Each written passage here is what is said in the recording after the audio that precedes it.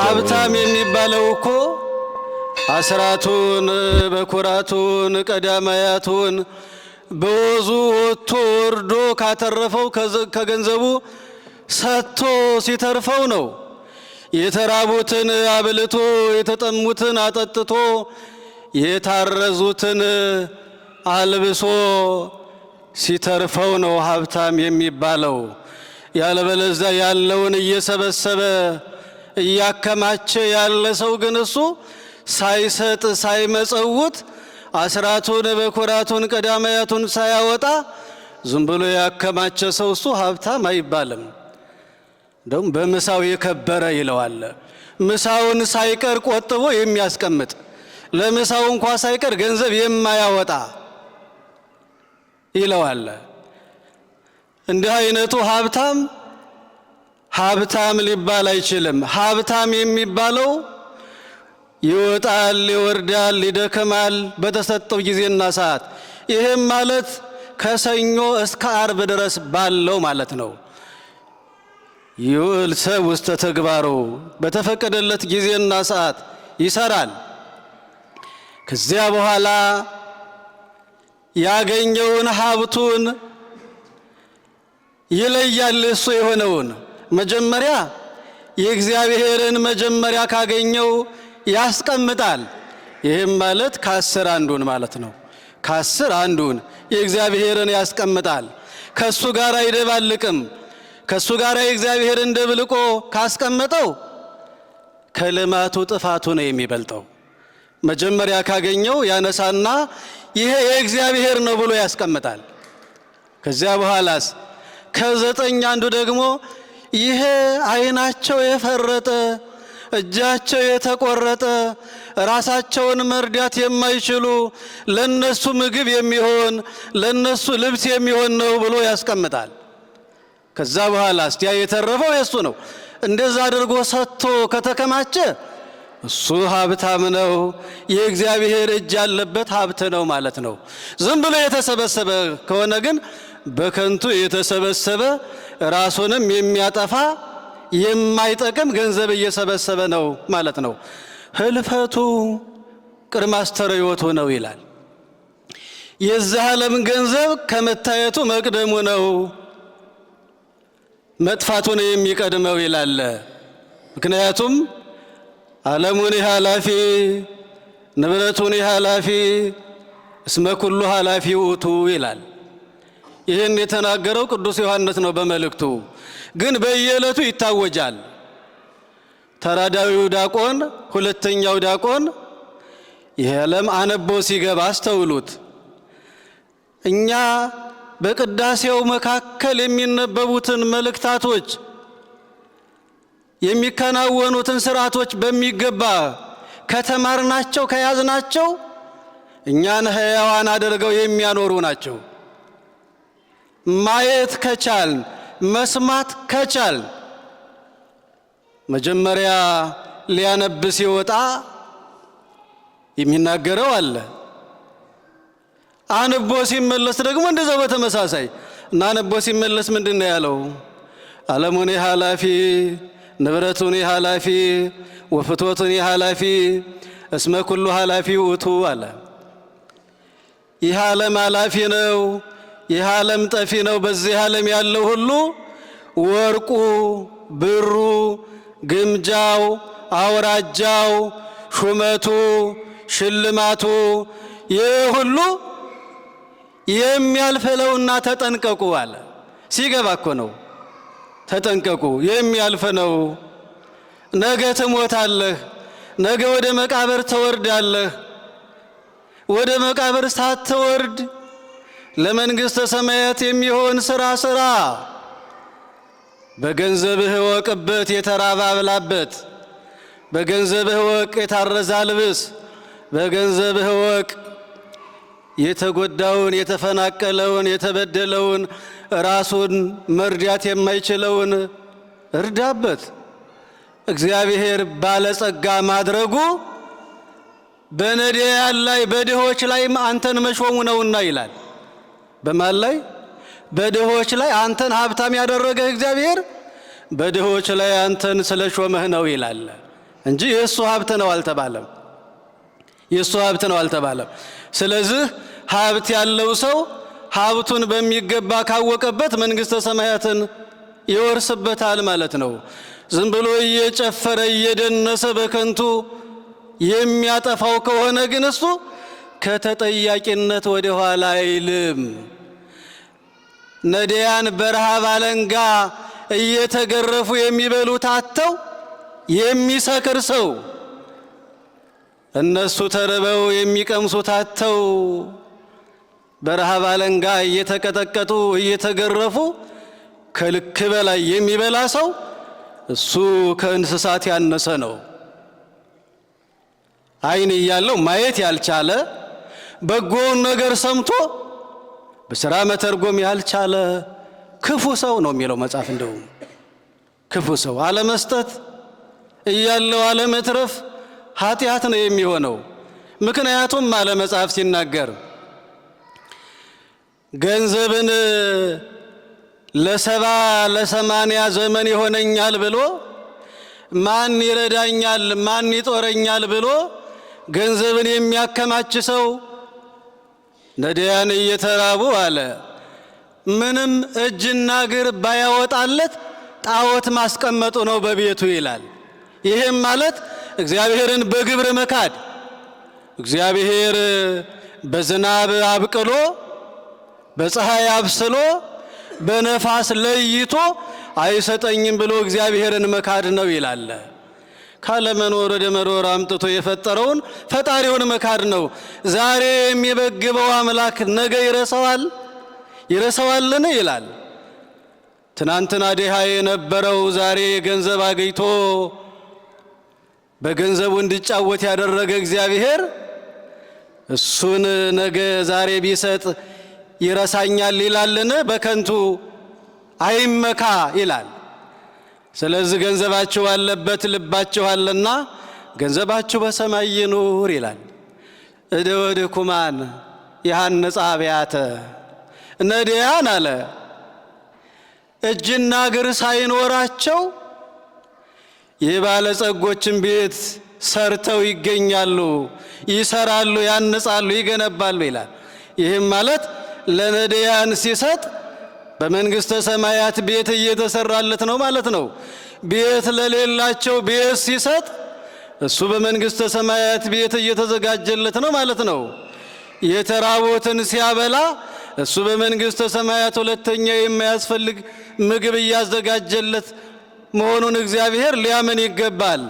በዚህ የተጠማውን ሲያጠጣ እሱ ከጠጡት ሁለተኛ የማያስፈልግ በመንግስተ ሰማያት መጠጥ እንደሚዘጋጅለት ያመነ ታላቅ ሰው ነው ማለት ነው። ዛሬ የተራቆቱትን አልብሷቸው፣ ከቅዝቃዜው ከቁሩ ታድጓቸው። እነሱ ተደስተው እግዚአብሔርን እንዲያመሰግኑ ያደረጋቸው ሰው አለ እሱ የብርሃን ልብስ በኢየሩሳሌም ሰማያዊት እንዲያለው ሊያምን ይገባል አለ። ሊያምን ይገባል። እና ለዛ ነው እኛ ሕያዋን መሆናችን የሚታወቀው እኮ የሚበላው እያለ በማንበላበት ሰዓት ከመብል እንቆጠባለን። የሚጠጣው እያለ በማንጠጣበት ሰዓት ከመጠጥም ከመብልም እንከለከላለን። ምክንያቱም እኛ የምንበላበት የምንኖርበት የምንደሰትበት የተሻለ የማያልፍ ሀገር ስላለን ማለት ነው። የማይጠፋ ሀገር ስላለን ሌቦች የማይሰርቁት ሌቦች የማይቀሙን ሀብት የምናከማችበት ሌላ ሀገር ስላለን ለዚህኛው ቦታ አንሰጠውም ማለት ነው። ህልፈቱ ቅር ማስተርዮቱ ይህ ዓለም አላፊ ነውና አለ። ስለ አንድ ታሪክ ይተርካል ቅዱስ ዮሐንስ። ይህንን ሲተረጉም ዓለሙን የኃላፊ ንብረቱን የኃላፊ ይህ ዓለም የሚያልፍ ነው የሚጠፋ ነውና በዚህ ዓለም የምትታለሉ ሰዎች እንዲያትኖሩ አለው ላይ ሁለት የሚዋደዱ ሁለት የሚፋቀሩ ሁለት ጓደኛሞች ወንድማማቾች ነበሩ ይላል። በጣም የሚዋደዱ በጣም የሚፋቀሩ አንዱ ለአንዱ ተላልፎ ለመሞት ራሱን ያዘጋጁ ሁለት ወንድማማቾች ነበሩ ይላል። ነገር ግን ድሆች ነበሩ። ምኖች ነበሩ?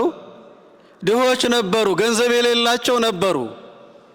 እና እነዚህ ወንድማማቾች በዚህ ዓለም ሲኖሩ በጣም የሚዋደዱና የሚፋቀሩ አንዱ ወጥቶ እስከሚገባ ድረስ ደጅ ለደጅ እየሄደ ወንድሜ ምን አገኘው እያለ እስከሚገባ ድረስ በጣም የሚጓጓ ነበር ይላል። እናም ከዕለታት አንድ ቀን ወደ መንገድ አብረው ሲጓዙ አንድ ድስት ሙሉ ወርቅ አገኙ ይላል። አንድ ድስት ሙሉ ወርቅ። ያ ወርቅ ከተማውን ዓለምን የሚቀይር ወርቅ ነው። እናም ያገኙት እፊትና ኋላ እየሄዱ ነው። አንድ ላይ ነው ያገኙትና በድህነታቸው ያሳለፉትን ውጣ ወረድ ያሳለፉትን የፍቅር ዘመን የሚያስረሳ ወርቅ ነበረ ይላል። ያ ወርቅ የነበሩበትን ዘመን የሚያስረሳ የሚያዘነጋ ማንነታቸውን ፍቅራቸውን የሚያሳጣ ወርቅ ነበረ ይላል። እና አንደኛው እንዲህ አለ። ሰይጣን ወርቁን ሲያገኙ በልቦናው አደረበትና ወይኔ ዛሬ እግሬን በሰበረው ከሱ ጋር ሲሄድ አለ። እንደ ቀደመው ምን ነው ብቻዬን ሄጄ ብሆን ይህን ገንዘብ እኮ ብቻዬን አግኝቼው ሆን አለ። ይህንን ወርቅ ይዤ ወደምፈልገው ሀገር ሄጄ ይህን ወርቅ ሽጬ ለውጬ ሰማይ ጠቀስ ሕንፃ ሰርቼ ከተማ ከትሜ በዛ ድህነት ምንድን ነው እያልኩኝ በሰዎች እየቀለድኩ ወርወር ነበረ አለ። አያችሁ የሰውን ደካምነት የሰውን አስተሳሰብ ያ የነበረበትን ረስቶ እንዲህ አለ እና ሌላኛውን በተመሳሳይ እንደዚሁ ይሄን አለ። ምነው ዛሬ ብቻዬን ይህን ወርቅ አግኝቼው ሆነ አለ። እያንዳንዳቸው ቁጭት አደረባቸው አብረው በመሄዳቸውና ያንን ወርቅ አንድ ላይ በማግኘታቸው ማለት ነው። እዚያም አንደኛው ታመምኩ አለና ቀለል ያለ ህመም ነው ያመመው። ነገር ግን ወንድሙን ለማጥፋት ምክንያት የሚሆን ህመም ነው ያመመው። እናም እንዲህ አለ። ያንን የወደው የነበረውን ወንድሙን ወንድም ያለው አቤት ይሄው እንደምታይ ታመም ያለው ሂድና መድኃኒት ገዝተህ አምጣልኝ አለው። ግን ጨርሻለሁ፣ ሰዓታችንም ጥሩ ሰዓት ነው። ዛሬ ቅዳሴውም የተከናወነበት አጠቃላይ መንፈሳዊ አገልግሎቱ የተከናወነበት ጥሩ ሰዓት ነው። እናንተ አትቸኩሉ፣ ልቦናችሁ የተረጋጋ ይሁን። ለምንድነው ሰው ከዚህ ወጥቶ ምግብ ላይ እስከሚመገብ ድረስ የሚቸኩለው? ከዛ በኋላ ሲንቀሳቀስ አናይም። ለምንድነው ወንጌል እየተነገረ ሳምንት ዕለት የሚተረማመሰው? ለምንድነው ለወንጌል ጊዜን ማንሰጠው ቦታም ማንሰጠው? ሁል ጊዜ ተሸብረን ሁል ጊዜ ተጨንቀን መቼ ነው ሰላም የምናገኘው? መቼ ይሆን? ቅዱስ ሥጋውን ክቡር ደሙን የተቀበለ ሰው ማየ መቁረር ይባላል። እዚህ የምንጠጣው እኮ ከምግቡ የሚያደርስ ነው። ይህን ከተመገብን ከጠጣን እኮ ምንም ችግር የለም። ጸበል ከጠጣን ለምግብ የሚያስቸኩለን ነገር የለም፣ እንደርስለታለን። እቱ በሰላም ሳይባል በጥቅሉ ምግብ አይመገብም። ክርስቲያን ቤተክርስቲያን ቅጽሩ ግቢ ውስጥ ያለ ሰው በሰላም ወደ ቤታችሁ ግቡ ሳይባል በካህኑ እጅ ሳይባረክ ምግብ አይበላም። በጎ ነገር መስሏችሁ እየቆረሳችሁ የምትሰጡ እናቶችም ተሳስታችኋል። ጸበል ጠጥተው ይጠብቃሉ። እቱ በሰላም ሲባል ከዛ በኋላ ሁሉም ይመገባል። አንዱ መንፈሳዊ አገልግሎት እያገኘ እየተማረ ሌላ ይበላል። ለምን? የእንጀራ እናትና የእንጀራ ልጅና የእንጀራ አባት ወይም እዚህ የተለየ እኮ የለም። ሁሉ ቤተክርስቲያን ልጅ እኮ ነው። የተገኘውን የሚመገበው ሁሉም ነው በጋራ ቤተክርስቲያን። ስለዚህ ይሄ ሲጠናቀቅ ነው እና አትሸበሩ ለማለት ፈልጌ ነው። ልቦናቸው አይሸበር። እኔም እየጨረስኩ ነውና መድኃኒት ምንድን በልልኝ መድኃኒት ገዝተህ አምጣልኝ አለና ላከው እና መድኃኒቱን ሊገዛለት ሲሄድ በጣም ደስ አለው። ዛሬ ይሄንን ወርቅ የማገኝበትን ዛሬ ያገኘሁ፣ ጥበቡን ዕውቀቱን ዛሬ ያገኘሁት አለ። እናም ይህን መድኃኒት ሳመጣለት በመድኃኒቱ ላይ መርዝ ጨምርና ሰጠዋለሁ። ከዚያ ያንን ይጠጣል፣ እሱ ይሞታል፣ እኔ ወርቄን ይዤ ወደ ፈለግኩት እሄዳለሁ አለ ማለት ነው። ከዛም ሄደና መድኃኒቱን ገዝቶ መጣ። መርዙን ከመድኃኒቱ ጋር ቀመመና ወንድሜ ይዤልህ መጥቻለሁ ለማለት ራሱን አዘጋጅቶ ጉዞ ጀመረ ወደ ቤቱ ማለት ነው። ይሄኛው እቤት ያለው ደግሞ ዛሬ ይሄን ሰው የምገልበትን ወርቄን የማገኝበትን እለት ዛሬ ልዩ እለት ነው እያለ ሰይፉን ሲስል ሲያዘጋጅ ዋለ ማለት ነው። ወንድሙ ሲመጣ አንገቱን በሰይፍ አሽከርክሮ ለመጣል ማለት ነው። መድኃኒቱን ይዞ መጣ። የተቀመመ መርዝ ነው፣ መድኃኒት አልነበረም። አመጣና አስቀመጠለት። ከዚያም ወንድሜ አምጥቼልሃለሁ ጠጣ አለው። እኔ እንደ እያየኸኝ ታመሜ አልጋ ላይ ወድቄ ነው ያለው፣ አንሳና ስጠኝ አለው። ጎንበስ ሲል ሲስለው በዋለው ሰይፍ አንገቱን አሽከረከረና ጣለው። ያ ወጥቶ እስከሚገባ ድረስ አያምነው የነበረውን ወንድሙን በገንዘብ የተነሳ ሕይወቱን አሳለፈው። ዛሬ በገንዘብ ወገኖቻቸውን የሚሸጡ የሚለውጡ፣ የሚገድሉ፣ የሚያጠፉ ስንቶች መስሏችኋል? በድህነታቸው ዘመን የወዷቸው የነበሩ ወገኖቻቸውን የጠሉ፣ ጓደኞቻቸውን የጠሉ ሲያገኙ ሰው እንዳይቀርባቸው አጥራቸውን ያጠሩ ስንት ሰዎች መስሏቸዋል? እና በሰይፍ አሽከረከረና ጣለው። ከዚያ በኋላ ምን አለ? እንግዲህ እሱን እንዳልነበር አድርጌዋለሁ፣ መድኃኒቴን ጠጥቼ እድንና ወርቄን እየሄዳለሁ አለ። ከዚያም ያንን የቀመመለትን ያዘጋጀለትን መርዝ ሽምጥጥ አደረገና ጠጣ። ያኛው በሰይፍ ተሽከርክሮ ሞተ። ይሄኛውስ መርዝ ጠጥቶ ሞተ። ወርቅስ የት ቀረ? እሜዳ ላይ ለማን ሆነ? ለማንም ሳይሆን በከንቱ ቀረ። የዚህ ዓለም ወርቅ የዚህን ያህል ነው። ነገ ወደ መቃብር ትተነው ስንሄድ ዓለም ነው የሚጫወትበት። ከዛ በፊት በሚገባ ሀብታችንን ከተጠቀምንበት፣ የተራበውን ካበላንበት፣ የተጠማውን ካጠጣንበት፣ የታረዘውን ካለበስንበት፣ የእግዚአብሔርን ለእግዚአብሔር ከሰጠን፣ የእግዚአብሔርን ቤት ከሰራንበት በሰማይ ቤት እያዘጋጀን ነው ማለት ነውና መልካም ስራ ሰርተን የመንግስቱ ወራሾች እንድንሆን አምላካችን ይርዳን። የእናታችን የቅድስት ድንግል ማርያም አማላጅነት፣ የአባቶቻችን ጸሎት፣ የእግዚአብሔር ቸርነት በሁላችን ላይ ይደር። ይቆየን። ደውል